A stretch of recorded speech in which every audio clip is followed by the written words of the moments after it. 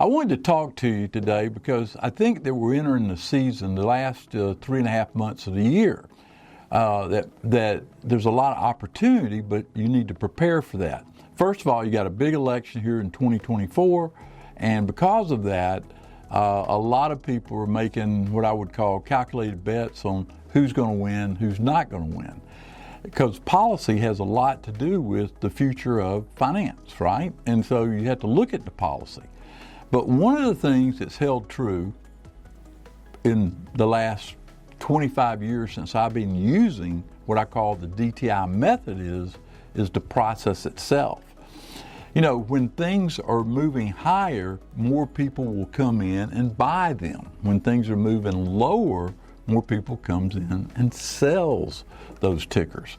So what I would do right now is I would be building tickers that have a positive, what I would call a positive price above the yearly open, above the monthly open. Those are the tickers that should keep going up into December. Now, those that are below their yearly open, okay, and are below their monthly open are going to be tickers that go lower. What you really ought to be doing during the September time frame, and I'll say September, is looking at stocks that have held up this year because they have adjusted to what I would call the dynamics of 2024. And those dynamics will play out as the year unfolds, the last 3.5 months, and you've got a head start on everybody else because no one is thinking about what's going to work and what's not going to work.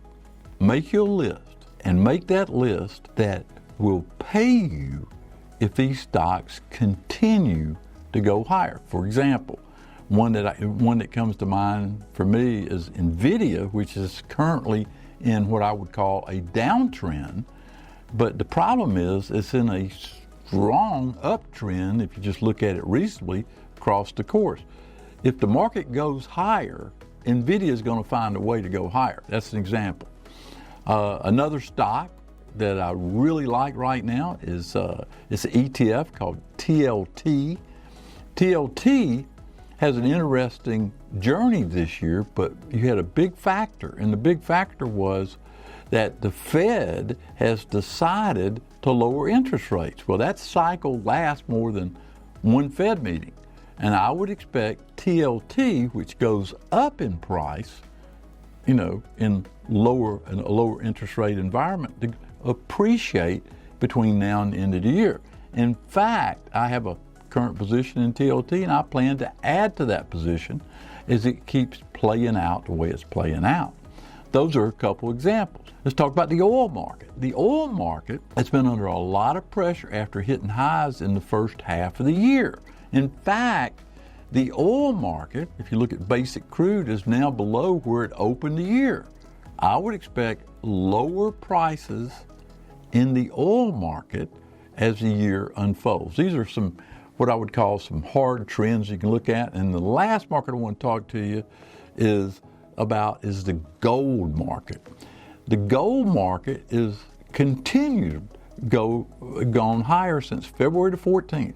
That's a key date. That was the low of the year. And my projection last year was it'd get to 2,700. I still think that's going to happen. And you can play gold a lot of different ways, through stocks or through the actual bullion itself. So I think you ought to look at gold as part of that group of stocks that you consider this time of year.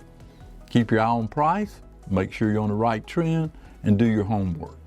But I wanted this video to talk to you really about the big picture of 2024 as we go into these final days before the election on November the 5th and the final days before we finish out this year. Right now, my bet is we're going to end up higher than where we're trading right now. How high will be determined by the momentum and, of course, by the outcome of the current election. So, as I always say, I'll see you on the flip side.